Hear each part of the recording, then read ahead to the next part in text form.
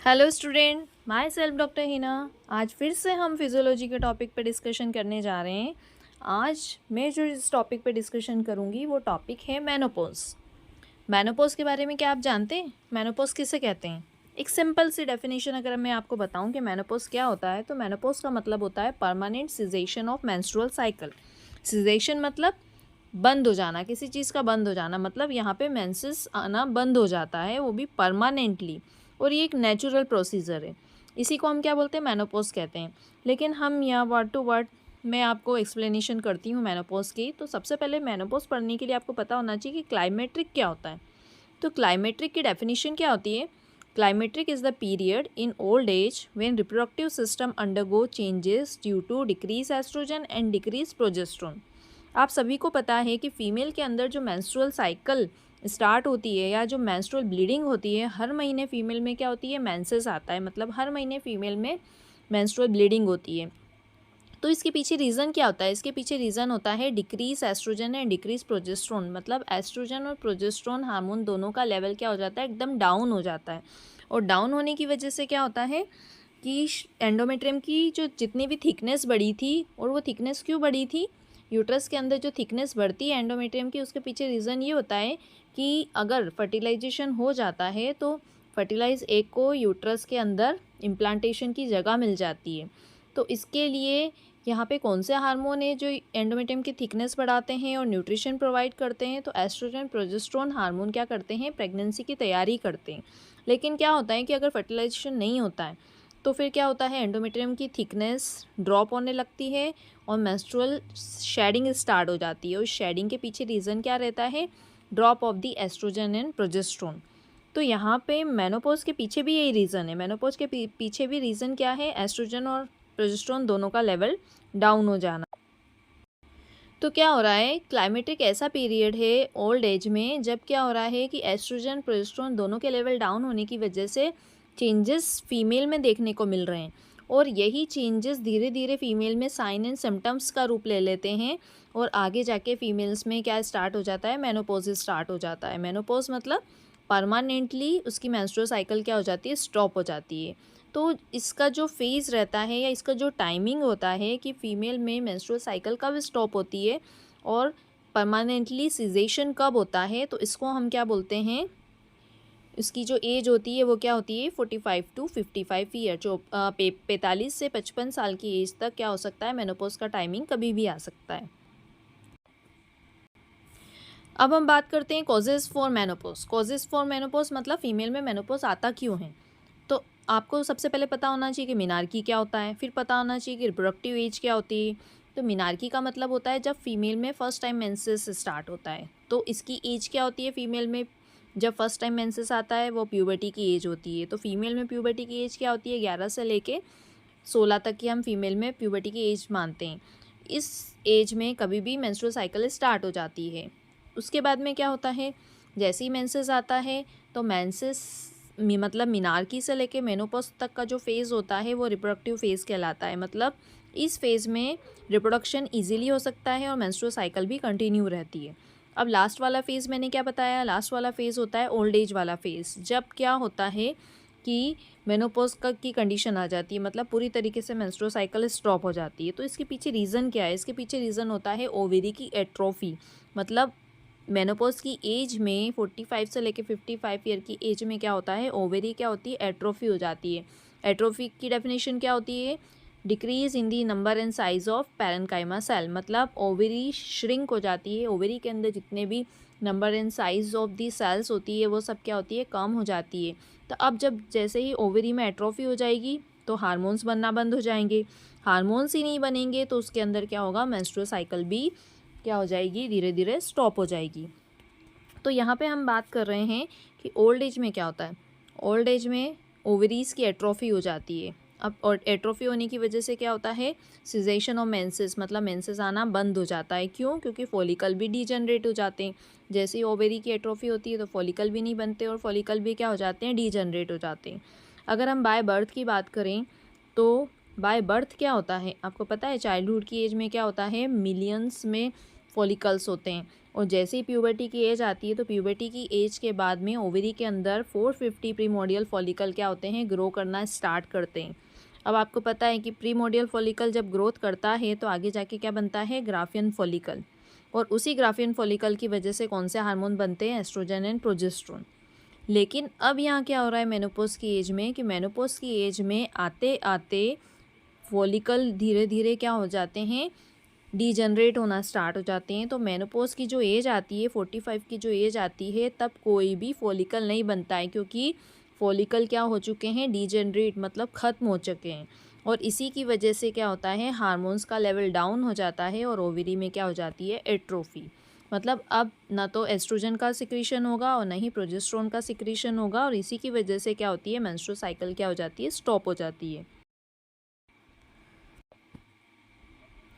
तो अभी हमने क्या पढ़ा, अभी हमने मेनोपॉज की डेफिनेशन पढ़ी और मेनोपॉज के पीछे रीज़न क्या है, मीन्स हमने कॉजेज़ ऑफ मेनोपॉज पढ़ा। अब हम पढ़ रहे हैं कि मेनोपॉज जब आ जाता है फीमेल में, जब परमानेंटली मेंस्ट्रुअल साइकिल स्टॉप हो जाती है तो कौन से सिम्टम्स फीमेल में देखने को मिलते हैं।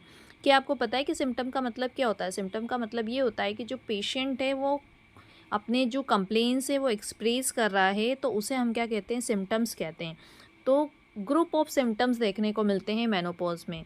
ग्रुप ऑफ सिम्टम मतलब बहुत सारे सिम्टम्स कंप्लेन फीमेल्स में आने लग जाती है जैसे ही मेंसेस स्टॉप होता है, तो उसे हम क्या कहते हैं, प्री मेनोपॉजल सिंड्रोम।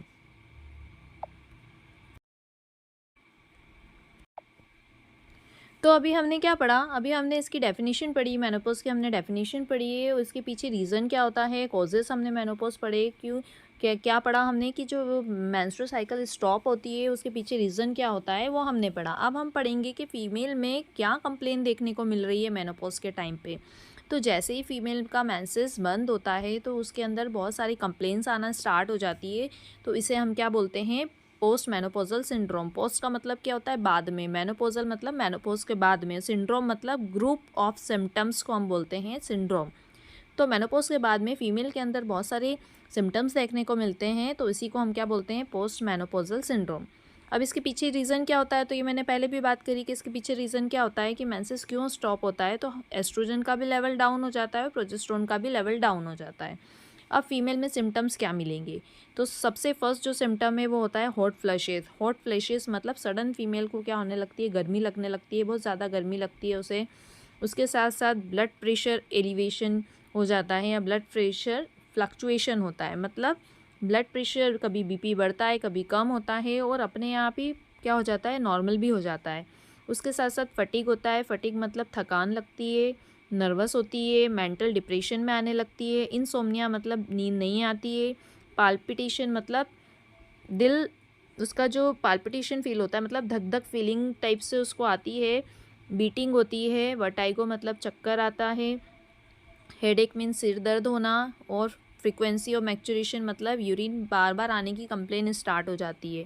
और लास्ट जो इम्पॉर्टेंट है वो है ऑस्टियोपोरोसिस। ऑस्टियोपोरोसिस मतलब बोन्स वीक हो जाती है और वीक होने की वजह से फ्रैक्चर इजीली हो सकते हैं, फ्रैक्चर के चांसेस बढ़ जाते हैं।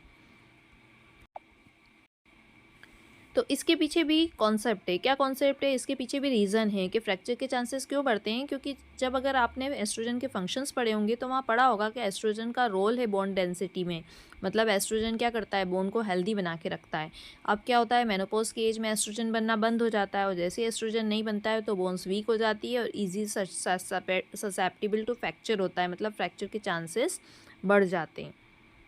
अब नेक्स्ट जो है लास्ट हमारा है ट्रीटमेंट, कि अगर किसी में ग्रुप्स ऑफ सिंड्रोम देखने को मिल रहे हैं, किसी फीमेल्स में पोस्ट मेनोपॉजल सिंड्रोम मिल रहा है, तो उसे हम ट्रीटमेंट क्या देंगे, तो हम उसे साइकोथेरेपी भी दे सकते हैं, लेकिन साथ में हमें उसे हार्मोन रिप्लेसमेंट थेरेपी देनी पड़ेगी। हार्मोन रिप्लेसमेंट थेरेपी किसे कहते हैं, जिसमें हम एस्ट्रोजन और प्रोजेस्टेरोन दोनों हार्मोन्स देंगे। क्यों, क्योंकि कमी इसी की हुई है। तो जैसे ही अगर हम उसको एस्ट्रोजन प्रोजेस्टेरोन हार्मोन देते हैं तो उसकी वजह से उसको थोड़ा सा रिलीफ महसूस होता है। अब यहाँ पे हम एस्ट्रोजन कभी भी सिंगल नहीं देते हैं। सिंगल क्यों नहीं देते, क्योंकि इसके पीछे भी रीज़न है।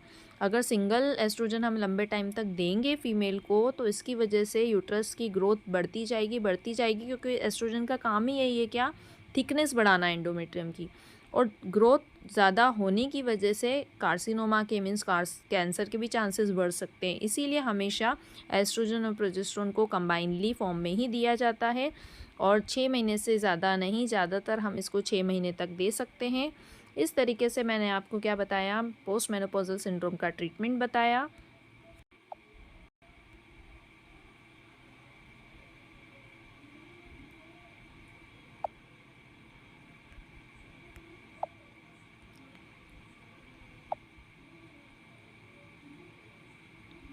तो हमने क्या क्या पढ़ा, सबसे पहले हमने पढ़ा है कि मेनोपॉज क्या होता है। तो मेनोपॉज की हमने डेफिनेशन पढ़ी कि permanent cessation of menstrual cycle, मतलब पूरी तरीके से फीमेल में मेंसेस आना बंद हो जाता है, तो उसे हम क्या कहते हैं, मेनोपॉज।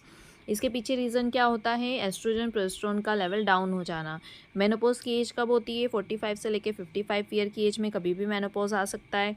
मेनोपॉज के पीछे कॉज क्या होता है, तो जो फॉलिकल है वो क्या होते हैं, डीजनरेट होना स्टार्ट हो जाते हैं और एट द एज ऑफ 45 की एज में कोई न्यू फॉलिकल नहीं बनता है, जिसकी वजह से हार्मोन्स की डेफिशिएंसी हो जाती है और ओवेरी क्या हो जाती है, एट्रोफी या डीजनरेट हो जाती है।